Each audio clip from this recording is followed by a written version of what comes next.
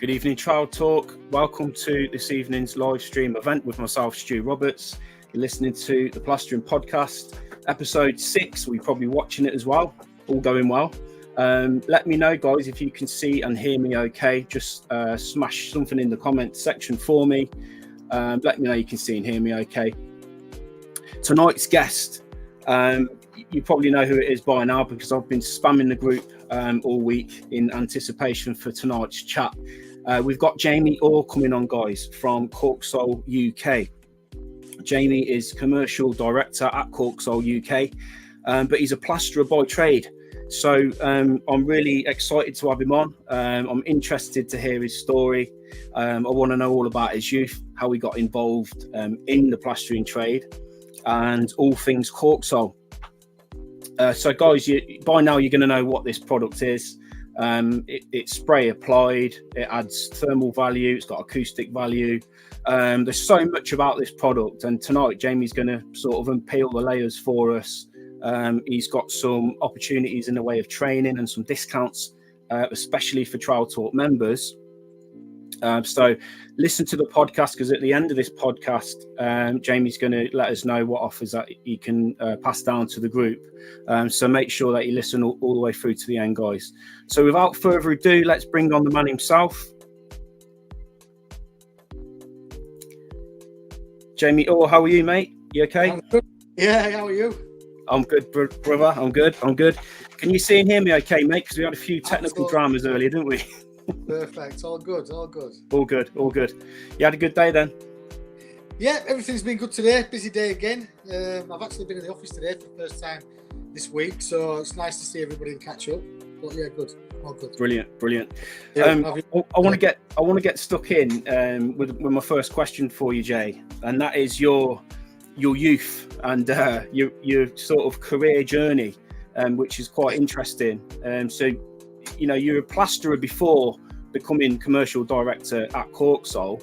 So talk about that. Like, when you first left school, did you do any other jobs before you become a plasterer, or did you jump straight into plastering? How did you get started in the plastering trade? Well, the plastering came a long time after I finished school, to be honest. So finished school at 15, you know, just like yourself, come from that era where one day we went to school, we signed each other's shirts, and the next day we went to work, didn't we? You know what I mean? That I still come from, you know, the last of that era, I suppose, in the 90s. So I was working at 15. My first job was like working in parts department in a car garage because my dad did. Never wanted. I know nothing about cars now, you know. I had no interest in them. I didn't know what to do, and then sort of messed around a little bit. And eventually then at 16, I kind of knew, you know, it's strange looking back because you're still so young, but I realised that I couldn't keep doing this forever. So I became an engineer. I did go down the college road. I was a welder, plater, sheet metal worker till my 23rd birthday. And then, yeah, and it was my birthday because I walked in, I was 10 minutes late. I did not get on with my boss. It was, it's still someone I look, you know, when people say, oh, you know, he made me what I was, and if it weren't for him, I wouldn't be this. I have none of that for him at all. Was he the opposite? You know, that man just drove me mad. You know what I mean? It was just cheap labour. It was just not for me. And to be honest, though, one good thing that come out of it is when I did have apprenticeships, because I bought into this a lot in my later years when I had my plastering company. I was totally different with my apprentices. You know, it set me up for that. That's the only thing I can say, because you know, I'm still not a fan of him now. Yeah. So yeah, it was my 23rd birthday. I might have been 10 minutes late. He walked straight over, tried to have a go at me in front of everybody. I just walked out. I said, I'm done with you. I'll see you later. And that was it. And but I had 2 jobs at the time. So I'd work welding engineering during the day, and then on a night I'd do 3 hours at a farm welding and engineering, building farm equipment.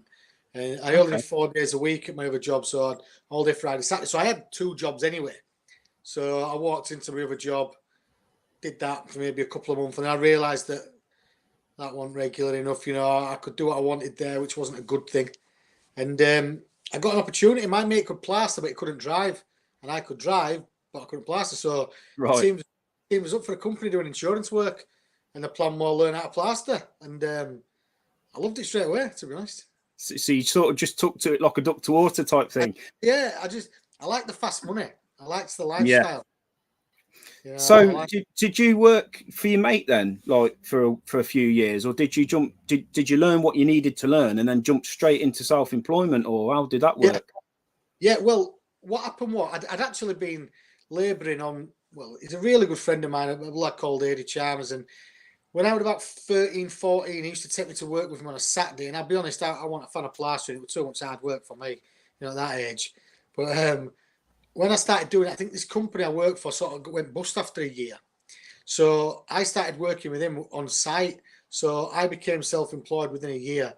And I was actually skimming within a year, we sort of.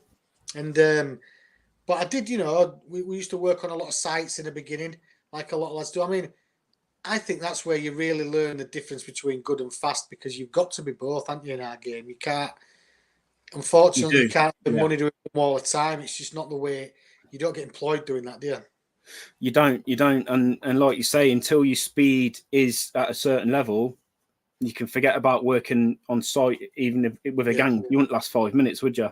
No, you wouldn't earn any. It's just not worth it, is it?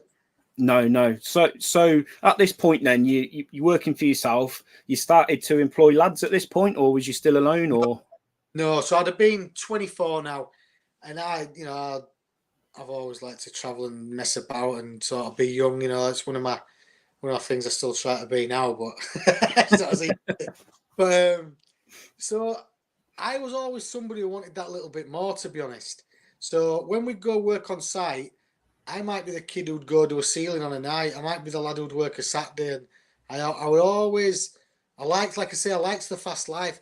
If you didn't work, 2 days in that week, it didn't really matter. Do you know what I mean? As long as, you sort of made the money. So when I worked on site, obviously I was regular, but I started to build up my own jobs over time.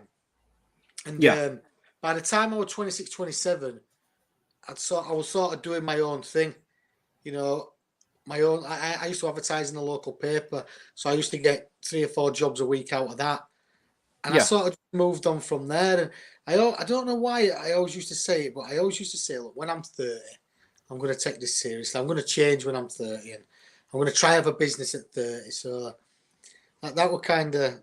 I think we all do that, don't we? We all use the milestones, and then you sort of get to 35 and you think, oh, wait till I'm 40 then. Yeah.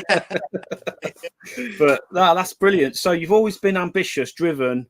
You've grown your business up, and you're employing lads. And how did the transition happen then? So, how did you go from being a plasterer to then somehow becoming commercial director at CORKSOL? Talk about what was the journey then? There's a big step in between where at 30 I decided, right, this is it now. I'm going to take this seriously, and I'm going to try be the best I can. I'm going to try have a business, and but obviously, no, I come from nothing. I've never been taught anything. You know what I mean? No one's ever sat me down and went, "This is how you do it." And most of the advice I took were in the pub. Do you know what I mean? And it was just, of lads that were just in the pub. You know what I mean? Not particularly business-minded people themselves, but you don't know any. You just sort of listen to them. And the way it kind of panned out was, I thought saying yes to everybody was the way forward. The more work I had, then I'd get that busy, I could get someone else, and I'd get that, and all I was doing was killing myself. I'm working like silly hours, 7 days, thinking I'm getting bigger, and it was just wrong. And then what happened is that I'd heard of networking, I was aware of BNIs, and because my friend did them. So I actually remember being on a diving holiday, and I met a guy there. And he said, "Oh, I've got a BNI in Huddersfield." And I said, "Look, I'll come. I'll definitely come." And I did, and I went and joined it. And I remember the first day, just in my scruffs, because I had to, I had a job to go to. I went there, I had to stand up. Oh God, how can you talk about plastering? I've never been asked to. What do you do? I'm a plasterer. Well, I don't know. So do you have to do a bit of like a sales pitch type thing when you got there? Stand up. I think a guest gets 30 seconds or something like that. So I had to stand up. I mean, I doubt I'm at 10. Do you know what I mean? But I'm a plasterer. I'd like to join your group if you'd let me. It'd have been something like that. It won't have even been plastering. And but what happened then was, over the year of a BNI, which I do recommend these, I'm a big believer in these BNIs because it's a really good first step for a lot of people. And you have a lot of training on image and how to talk better to people in public. So what I'd learned over 12 months was, everybody knew in here now that I was just a little plasterer who had maybe one lad by now. I was never going to, be able to just convince them that I was a bigger company, because they all knew who I was. So what I decided to do was I left the group after a year. I says, look, I'm not going to renew. Thank you, but no thank you and all that. I put on a suit. I went to the biggest BNI in Leeds, and I walked in and went, plastering contractor. And, tell you what, I absolutely hammered that group. And I remember the first week as well, I pulled out 50 quid. I said, look, £10 to the first 5 people that book a one-to-one with me, check out my website, and we'll meet up. And anyway, somebody played guitar that day. Everyone clapped me, Jamie, but somebody played guitar. I thought, oh, he's beat me here. Everybody knows. So the week after, I took my guitar and I started singing, oh, what a feeling when you're plastering the ceiling. And I had everybody going. I thought, right, that's it. Brilliant. They all know who I am now. So it's like fake it till you make it type of thing. Yeah, I just had to let them know, and they were all just amazed by this guy, and they were introducing me to people, which is what BNI does. And then eventually, the big break come for me, where my friend who originally taught me about the BNI, he says, "Oh, we've set up a group called I'm involved in a group called Trades Up," and I'm like, "Okay, what's that?" He goes, "It's just like a BNI." He goes, "It's more with a beer, but trades only." I thought, "Whoa, okay." So I went there, and that's when I met a guy who you know as well, Craig Wilkinson. And legend. And things just accelerate for me on another level, and I ended up having a team of 26 lads or something like that. Oh, amazing! And that was through being coached by Craig. Absolutely. I mean, yeah. I listened to him the first time, and I was like, "Shit, if he can do it, why can't I?" Yeah. Do you know what I mean? And he wasn't telling you anything what was impossible. But I do remember one session he started talking about LinkedIn. I'd never even heard of it. I didn't know what that was. And but everything he said, you can do it. Next week or next month when we went back, I'd done it. He said, "Who's done what was said next month for me? What's next?" And I was enthralled in wanting to be able to do it. And I was picking up work there amazingly off plumbers, electricians, builders in there. They were all giving me work now. You know what I mean? Because I was working on it. And then Craig started showing me about systems, and just he was the first man. I mean, I was the first man making videos in Leeds back in 2016, maybe 15, maybe before that. And no one was making videos back then, and he was making me do them, and I didn't like it. You know what I mean? I want to talk about your videos, because I spotted you on YouTube. Jay's Plastering Services. That's right. And to be fair, although we're going back, like you say now, we're going back, 8, 9, 10 years, aren't we? Some of them. And to be fair, like they're still current. They're still current. Yeah. Like the how you're presenting them and what you're talking about and what you're filming. You could watch one of them videos and you could think, oh, when did he make this? A couple of weeks back. But you look at the date, you think, oh, hang on, this is going back a few years. This. What helped you to really accelerate forward is when you started putting yourself on camera and pushing your brand out there a bit more. Yeah, I mean, I got to the point where if you booked an appointment from me, the call used to go to a virtual PA. It sounded amazing already. You don't pay them a lot of money. And Hannah King, she was called. She was great for me in the beginning. And IJ's Plasters, I'll book you in an appointment to see, blah, blah. And then we get a text message when I was on my way, so they could track me on the way there. From the app you use, I don't know if you're aware of ServiceMate, but I was one of the original people in this country using ServiceMate, because the lady who brought it over was a lady called Lisa Hunter, and she introduced me to it, and I was one of the first people using it, so I got it for free. And I used to promote that. So I use your trade base is what I'm helping lads with in the mentoring group, but it's essentially the same software. It probably doesn't do everything that ServiceMate does, but it's a CRM. Yeah, it does all that, like the auto texts and emails and stuff. Honestly, you tell me who's doing that. And by the time I'd got to the job, I'd already won it, because they wanted me. Do you know what I mean? Because they used to get a testimonial video with my quote. They get a domestic video with my quote. They get my parent turns with there were no plaster doing that in Leeds back then. No, Do you know what I mean? But I just couldn't get the men. I couldn't get the men. It's the old age problem, isn't it? And it's something we see every day on the socials is people looking for stuff. I just want to give a quick hello to the boys, Jay, if that's okay. Yes. Good evening, Wayne Cox. Good evening, Jay Crawford. Good evening, Mark Neeson. Hope you're all keeping well. Good evening, Eric DeValmency. Thanks for jumping on, lads. Jay just mentions here that he was in a BNI for 3 years and he cleaned up from it, he says. He cleaned up from it. So, yeah, top man, Jay. Thanks for jumping on. Yeah, good. I know Jay and obviously Wayne as well. Wayne's an applicator, so... Yeah. Joel Cook's on. Jeff Lewis is on. Good evening, boys. Good evening, lads. So you're in this network, you're making videos, you're sort of smashing it out at this point. How did CORKSOL appear on the scene then? What happened next? Perfect timing for the question, because I'm at Trades at one event and in walks Joff. Right. And at the time, I were like a hub leader in Sheffield, Leeds. I were doing his early business development on his courses. I were really, really backing what Craig were doing now, and I were obviously benefiting, bouncing off him, and you know it was brilliant. And then all of a sudden, Joff walks through with a CORKSOL product, and he says, "Oh, I'm looking for plasters renderers," and everybody just went, "Go see him, Jamie." Yeah, and at the time, I remember. Well, I don't exactly remember it, but Joff, we've spoke about it a lot since. He says, "Listen, I was just running around all busy." I said, "Listen, I'm so sorry, I ain't got time now." Because, but fancy coming to my office on Monday, and he did, and that was it. We were just.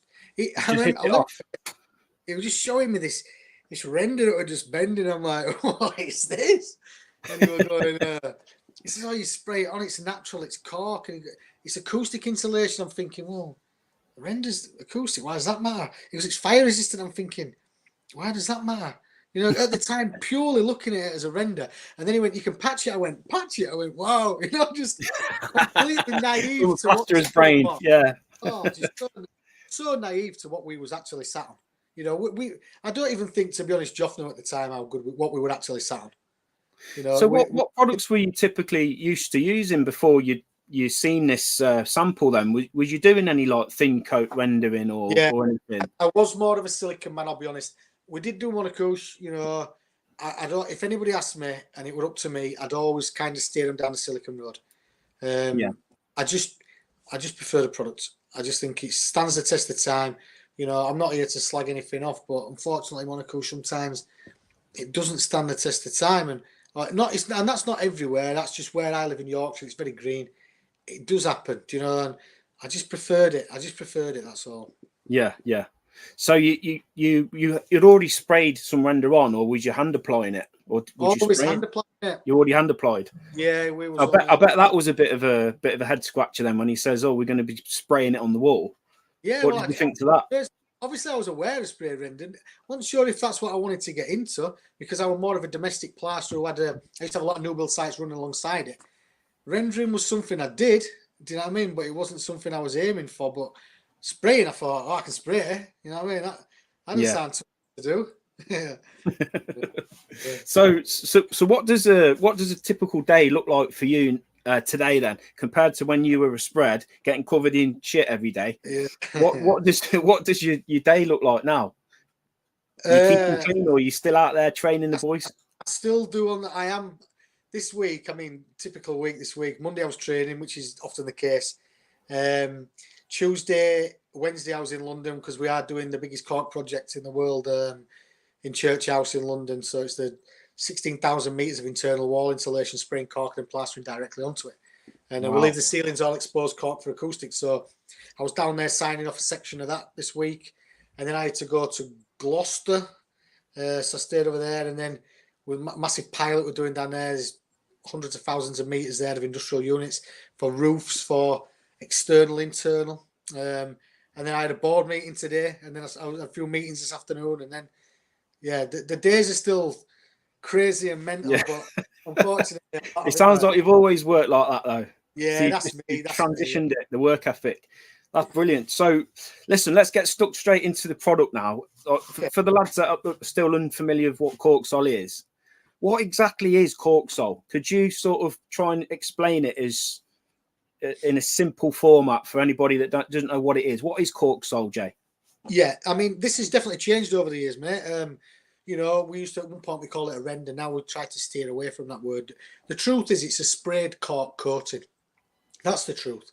It's a coating, and we can use the coating as a render. We use it as an insulation, as a acoustic insulation, a fire-resistant coating. We can use it on a conservatory roof for an insulation.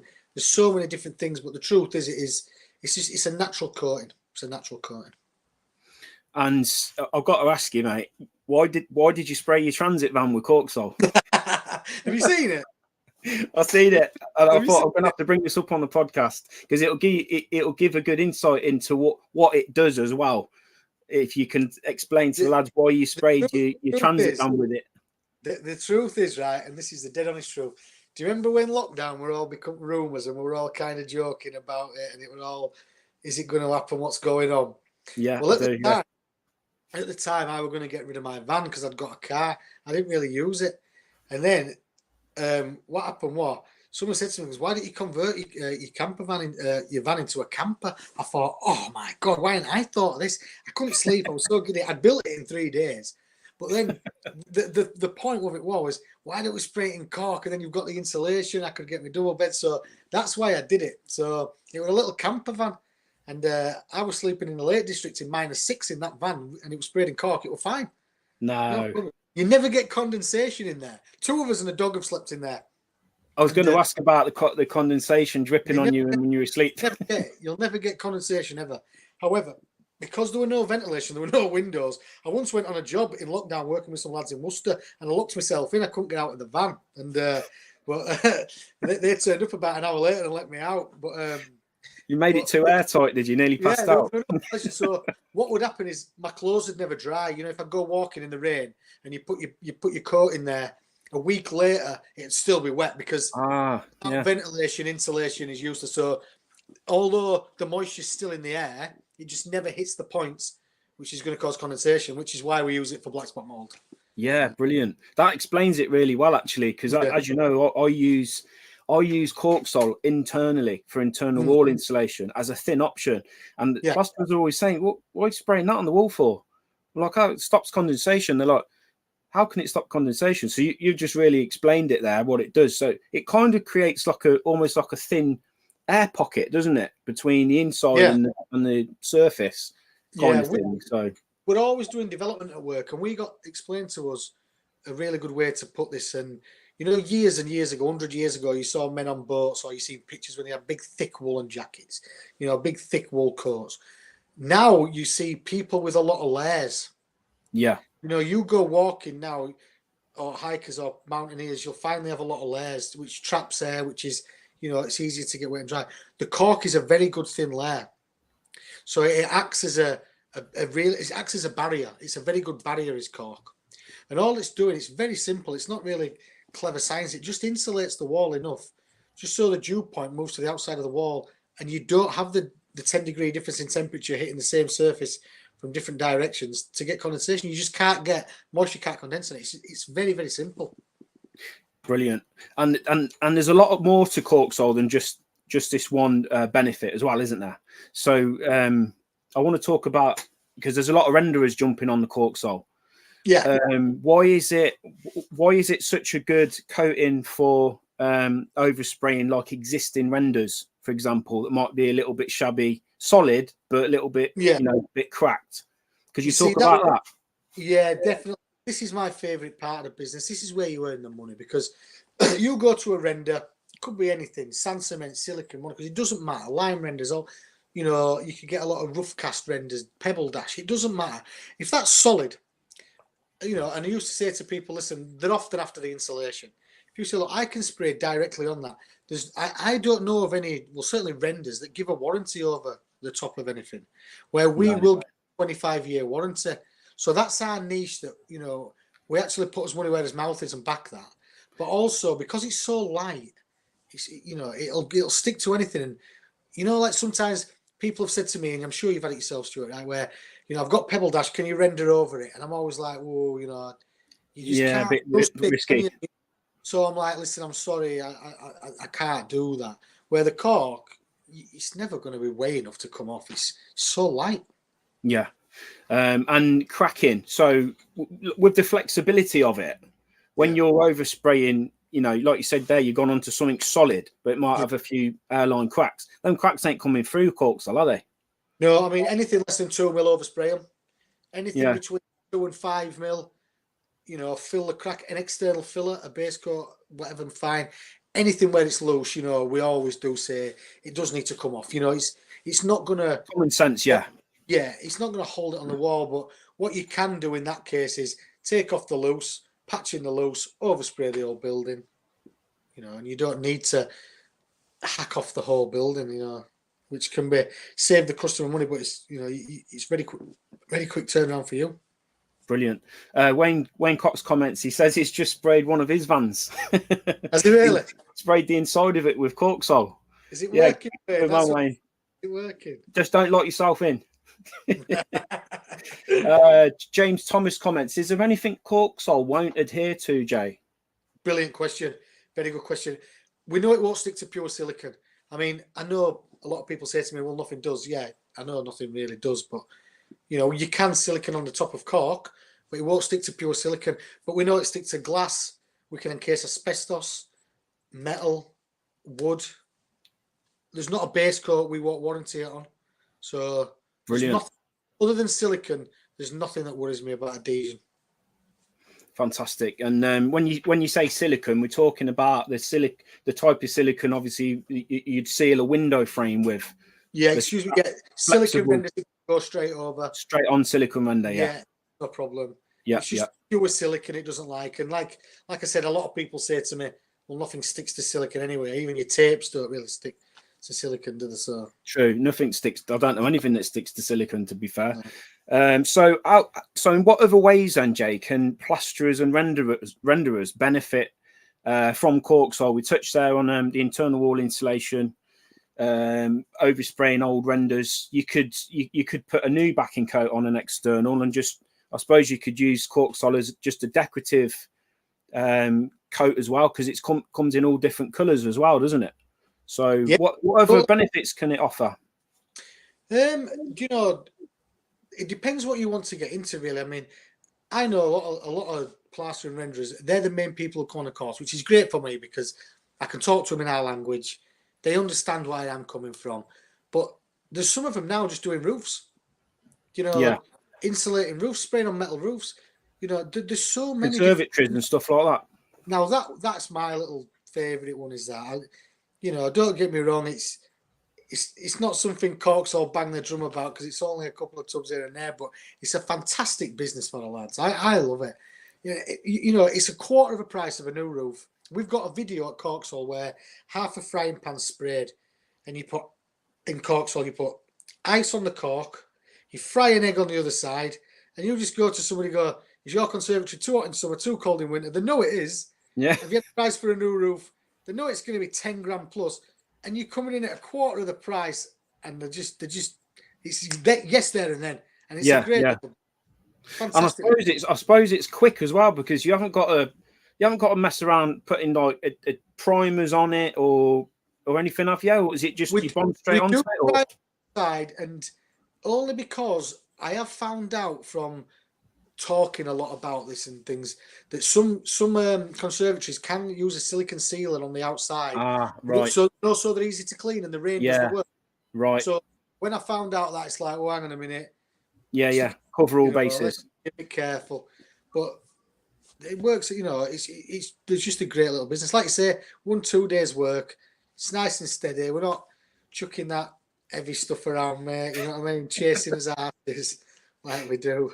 And I want to talk about the fire.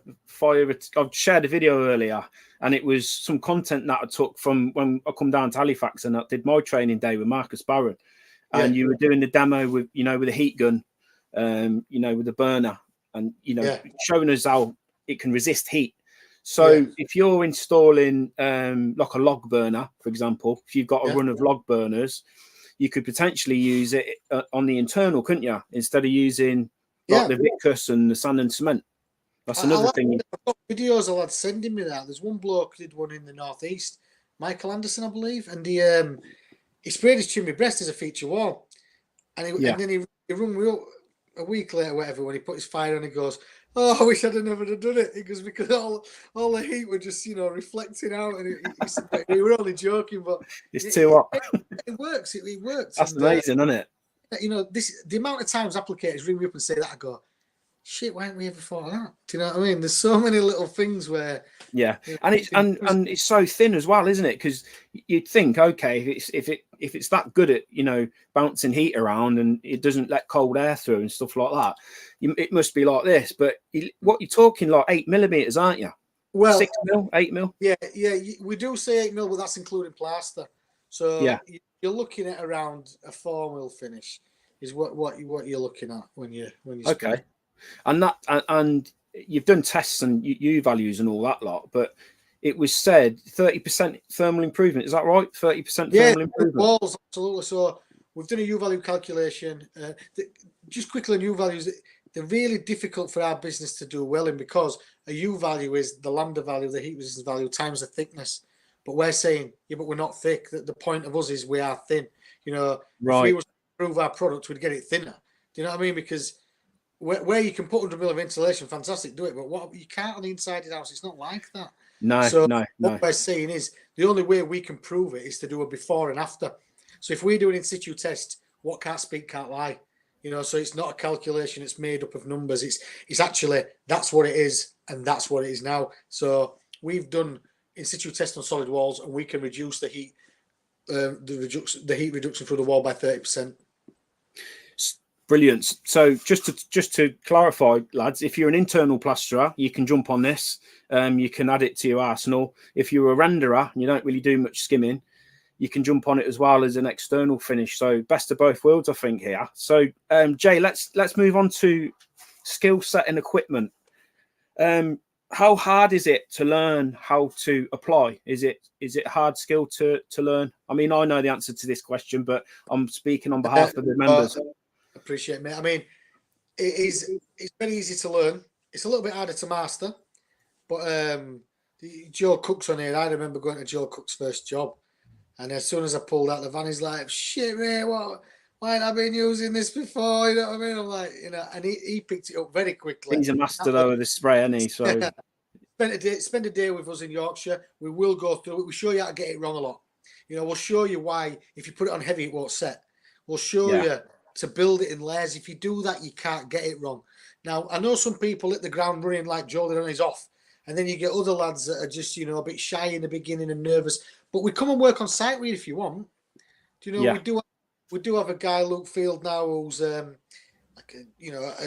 he comes out and he's technical support on site. So it is very easy to learn. It's very easy to learn, but the better you do, the longer you do it, same as anything, mate. You're going to get better, aren't you? Joel Cook's just popped up now. He says it's a great product to spray. He says, cool. great product to spray. Yeah, top man, Joel. You would say that, wouldn't he? Because it's his area. It's a great for him to spray. Now, I know. Joking aside, I probably spent 10 minutes on my first coat on the training day, and it was there, wasn't it? The finish. I think it's a bit like, I wouldn't say spray paint, but it's a bit of common sense needed. Obviously, if you're going to go too close to the wall, it's going to thicken up and sag. And if you go too far away, it's not going to do like. But why? If you could just give me plasters and renderers to teach every day, I wouldn't have a problem. They do pick it up quickly. So it is great for our trade. Don't get me wrong. We have had a lot of sprayers. Do the windows and different kind of sprayers. Again, they're fantastic. They can just pick it up very quickly. We do get sometimes we have builders. And they're not as quick to pick it up as easy. You've got to spend a little bit more time with them. But they all walk away doing well. But the plasterers, renderers pick it up. They're just on it. Because they've got the eyes, I believe. Got the eye for the finish. They can see the finish, Yeah. So skill set then, pretty simple. We kind of knew that in a way. It's a very, very fast and simple system to pick up. And like Jay said, if you're a spread anyway, you're in the finish game, it's a no-brainer. You pick it up. I mean, Marcus said the same thing. He said like within 5-10 minutes, he had it there. So, like you say, the more you do it, the more you master it, isn't it? Yeah, he's just done a really good job as well, which I believe come through CORKSOL. But he's a great lad. He's going to do well with it because he's a good bloke, isn't he? So yeah. I wanted to what you just touched on there actually, Jay, because someone had a question for me that it's completely slipped my mind. I'm glad you mentioned about the leads there. They asked me, like, if I do this training with CORKSOL, where am I going to get all my CORKSOL work from? Because no one knows about it. It's quite new. So that's something else I want you to talk about, because you actually provide your plasterers with leads, don't you? Yeah, as part of the training. Just as we didn't understand the product in the beginning, we probably didn't understand the business. So in the beginning, we had chicken and egg. We could go out and get in all the work, but we had nobody to put it on. So you've got to go out and get all the lads, hoping that they're going to convert the jobs themselves and then you can sort of grow. So at first we became a training company. Then we became a distribution company. Now we are a sales and marketing company. We are now actively out there. We've got a marketing team. We've got a sales team. We've got a sales manager who's nationwide working with housing associations. We are now actively getting the work and giving it to lads because we've got a lot of good lads now. It can't be far off 300 applicators nationwide now. So wow. It's absolutely, it's different now that we feed these lads the work. We're happy with what we've got. We need to keep the lads busy. Okay. James Thomas, he says he's been meaning to get into this for a while. What's he saying? Meaning to get into this for a while. He's been to quite a few jobs recently where it would have been ideal both internally and externally. So, he's not elaborated on what jobs he's looking at, but I'm assuming they're 9-inch solid walls, Jay. Probably. Render, absolutely. Cracked hard render. These walls, I mean, this is my game anyway. As you know, I do internal wall insulation, but these 9-inch solid walls, they're pulling 35% of the room's heat out, lads. So if you can put a little 6mm spray of cork on there, and problem solved.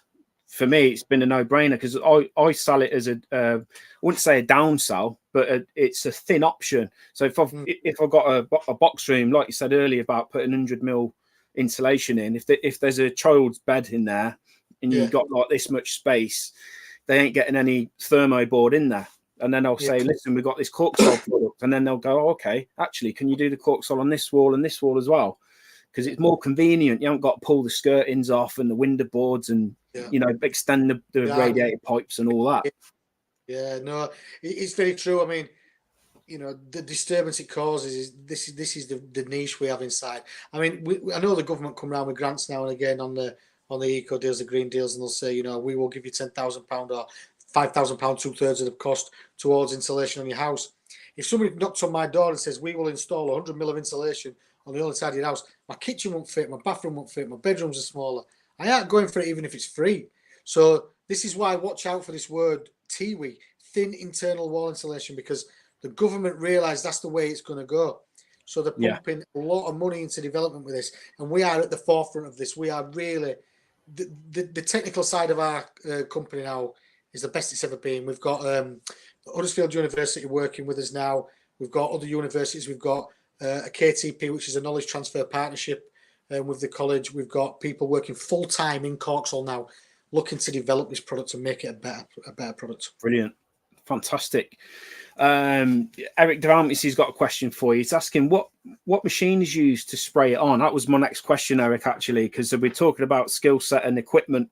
So that's perfectly timed, Eric. I wanted to ask you, Jay, running in line with what Eric's asking, what sort of outlay plasterers looking at if they want to get involved in spraying this? So obviously they pay for the training. What have they then got to invest in the machinery and the kit? And what kit do they need if they want to get started? Yeah, that's a really good question as well. Now you can use the spray machines, Ritmos, MTEX, whatever's out there, what people are using. The Easy 24 is a great machine, but the basic level, and all I really ever use if I do any of my own jobs, is an air compressor and a hopper gun, a gravity-fed hopper gun. Now, we sell the gun, the hopper, the hose for £200, something like that, whatever the cost. And you need a 100-litre air compressor, or if you've got the money, the Getlins. Have you ever used the Getlin by spraying on it?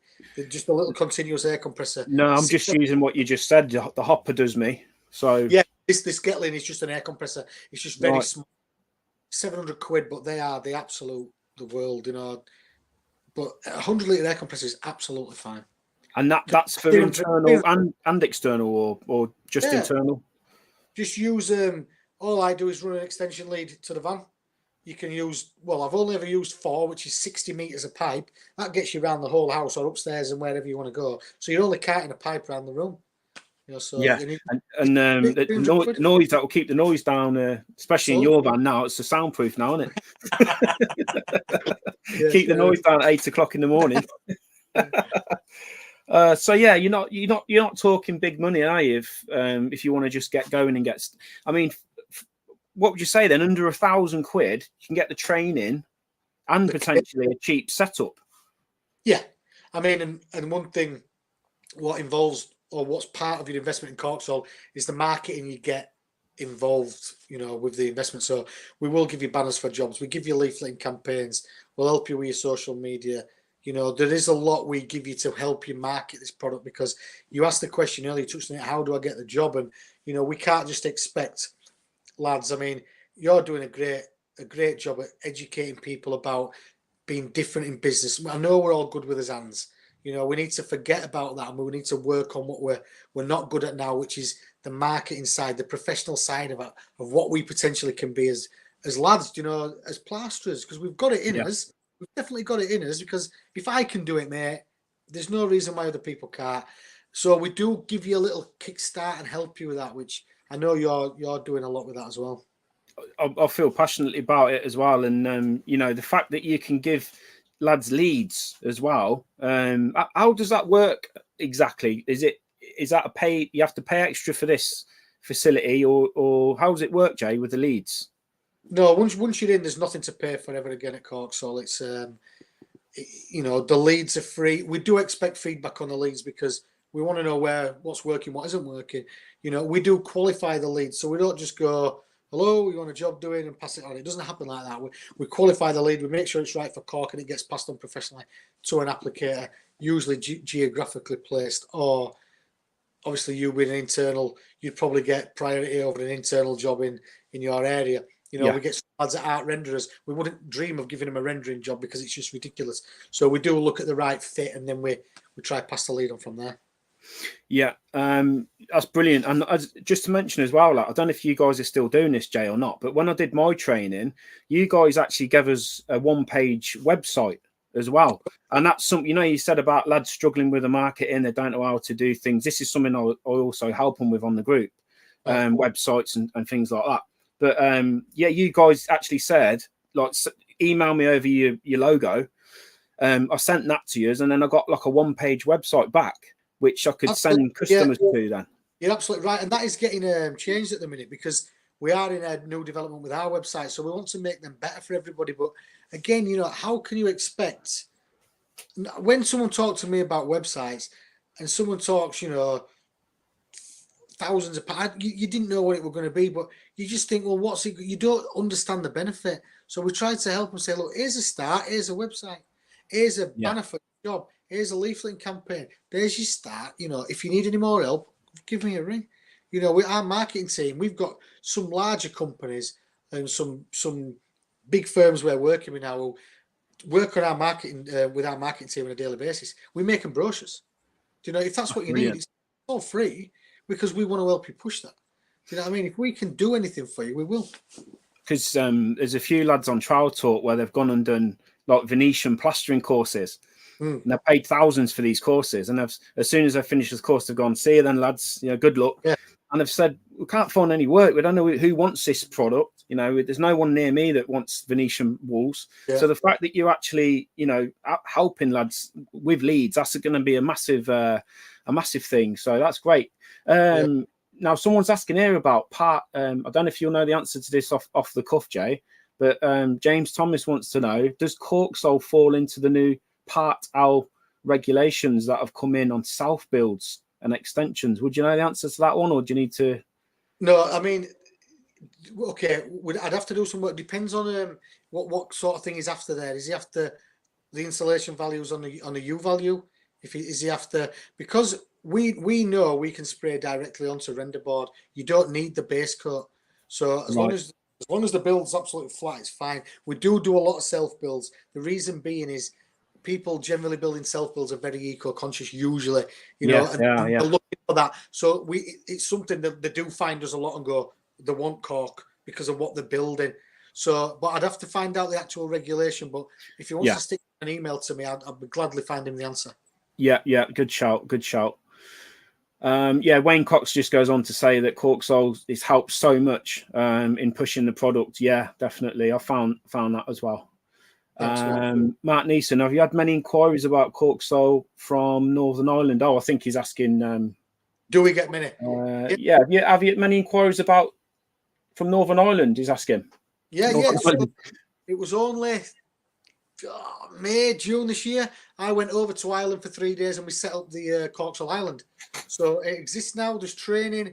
It's actually London. I'm not the best on this, but it's like bang in the centre of Ireland, maybe 30 miles from the border. So there's training available. A guy called Jerry Sheridan. If you get in touch with CORKSOL, we will put you in. But yeah, we do get leads in Northern Ireland. Everything now is going through the Irish branch, but it's all there and it exists. We are now active in Ireland. Yeah, fantastic. His first job Cork job in Cork. So we've had the Cork job. Cork and Cork. Jeff Lewis wants to know: do you cover Wales as well? Yeah, there's plenty going on in Wales. To be honest, I know it's quite spread out, but we do a lot more in the south. But yeah, anyway, they'll need CORKSOL there as well, won't they? Yeah, well, there's a lot of trouble with the weather out there, isn't there? So, that's it, yeah. Because that's actually who was I speaking to? I think it was Marcus, and he was when we were about to do the training last year, because he lives in Cromer, just out in the middle of nowhere, and he was asking about the sea salts and all this, because it's resistant. Is that right? It's resistant to sea salts as well. Yeah, I mean, it is wood. Technically, it's wood, so it can float around the ocean for years. We've never had a problem with salts. It's got the actual testing against salts because where cork grows on the coastal areas of the Mediterranean, it's just become naturally resistant to sea salts over the years. So we have zero reaction. Do you know, when we actually look at the coastal application, it's something we are going to really look at some point because there's nothing like this for the coast. You know, a lot of people paint their house every 5 years and the salts just eat the paints. We have absolutely zero reaction to it. There's a building on the Isle of Man where it's called Help for Heroes on Water. It's a Help for Heroes charity, and the waves smash against the building. Yeah, and it's absolutely fine. It's been up there since 2017. They love it. That's brilliant because you see it, don't you, when you're driving through? They look horrendous, and like you say, it starts popping and blowing, and the paint's peeling off them, and that's brilliant. So would it be? Obviously, in that situation, you are going to need to put primers on, I suppose, and stuff like that, or no? Again, the coastal lads will work a little bit different to me and you, so they're used to using an anti-saltite wash when they do jobs. Do you know? So stick with your routine. Use your anti-sulfite wash. Clear the salts of the building. If you think it needs a primer, then you lads know more than me. They do work different, Yeah. There's one lad on the Shetlands, John Philbin. He sprays in January on the Shetlands. How he manages that? But you've just got to learn, haven't you? It doesn't matter whether it's January or August up there. I was going to ask you about it because winter working, external. Would you advise that? Like, because I've seen that you did some videos last winter, and it was freezing, and you were out spraying outside. And can it work, or is it? I've had a meeting about this today because all our marketing is geared for the drier summer months. Well, not the drier, but the summer months outside, the colder months inside. It's not really the way it is with us. We don't need to do that. I've sprayed in February a conservatory roof. And I've got a video. In fact, last November I did a video spraying on glass at 3 degrees. It still sets. So it doesn't. Crazy. Yeah, we've never had that problem. It's just whether or not we all like working outside when it's that cold, isn't it? I was going to say, I can't keep giving out these Trial Talk woolly hats because I'm running out of them. But that's good to know though because it's so versatile, isn't it? It's such a versatile. Product, it really is crazy. All right then, mates. What time are we on now? We're 10 minutes. We've got about 10 minutes left. Let's talk about your training. I want I want to give the lads a good insight into what's involved in the training days at CORKSOL. I did share a video earlier, lads, about 3 minutes long. So that gave you a bit of an idea of what's involved. But could you walk us through, Jay, what's involved in the CORKSOL training and what lads can expect if they invest in a training day with yourselves? Yeah, great question, because I do get a lot of people who ring up and go, why do I need to go training with you? You know, what can you teach me how to render in a day? Well, whoa, I'm not teaching anyone how to render. You know, I would not be doing this product justice if you did not spend a day of your life learning what this is all about. You know, there's so much to learn about this product and what markets it can go into. And another thing I always say as well is, if I was to just go to whatever, B&Q, the builder's merchant, it doesn't matter, stick this product in there, if everybody was to spray it and get it wrong, no one's going to turn around and go, it's me, I don't know what I'm doing. No. Nobody would ever say that. They blame the product. CORKSOL shit. You know what I mean? That's Yeah. what you get. But the truth is, we do spend 50% of the day spraying, but 50% of the day is learning what is cork. Where can I use it? How can I sell it? You know, why is it good? What about conservatory roofs encasing asbestos? What about roofs? You know, we show you what this product is capable of. How can you make more money? How can we help you? You know, what do you want from us? Let's talk about what, you know, that's what the course is mainly about. It's about, well, it's the first step of his relationship, and we do believe in that. We've got an open day coming up on the 30th of October, and you know, as you know, I'm really wanting you to be there, mate. And yeah, I'm hoping I will. I'm 99% sure I'll be there, guys. Yeah, I'm excited about that as well. First speech, mate, which will be awesome. I'll be really pleased about that. No pressure. But no, again, you know, we're wanting to show you what we are doing, how we are developing, you know, and the course is the first step of the relationship, and we really want people to do well out of this. Do you know, the business has been set up by working class lads, and there's no big business in there, and we want the little man to win because we've walked a mile in their shoes. Do you know what I mean? So this business is being set up where it is a family business. Do you know what I mean? It is.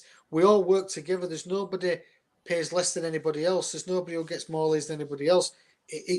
You know, we're all in it together. No, that's brilliant, and I was dead impressed. I'm not just saying this because you know I'm interviewing you now, and I use CORKSOL. I was dead impressed with the training, and every one of the lads that I've spoke to on Trial Talk. I mean, Wayne Cox is just saying on the comments how impressed and how he looked after he is, and they really do look after you, lads. They really do. It's not bullshit. They really do look after you, and same with the way we're helping you with your marketing, giving you a website. Can't go wrong, really. No other companies are doing this sort of stuff, are they? So, no, that's very true. My last question for you, because I know time's ticking on. I don't want to take too much of your time up. I was going to ask you about your future plans and CORKSOL as well, but Jay Crawford's got exactly the same question. He said, "What's next for the CORKSOL development?" So we'll start with that one. What's next for the CORKSOL development, Jay? We will. I'm very lucky to have a partner in Joff where he is constantly tinkering and looking at development with his products. His brain. I am the man who looks after the lads on the ground, like all those lads here. He is constantly thinking about development. You know, how can we make this a better insulator? How can we make this a better product all round? How can we fit in with government legislation? I mean, a lot of lads will know the CORKSOL, the BBA has been going on over 3 years. That's something it's just a very slow, difficult process to do. But, you know, we are always developing. We are looking, Barrett, Taylor, Wimpey, Bellway, Persimmons, they all know we are. Do you know what I mean? They're waiting for this BBA. So that's a big thing that's coming in the future. But we are really looking to make this product a better internal insulation. We are, as Leeds Beckett University did a report on the best TWEs in the country. We were saving 30%. The second best was 15% at such a thin line.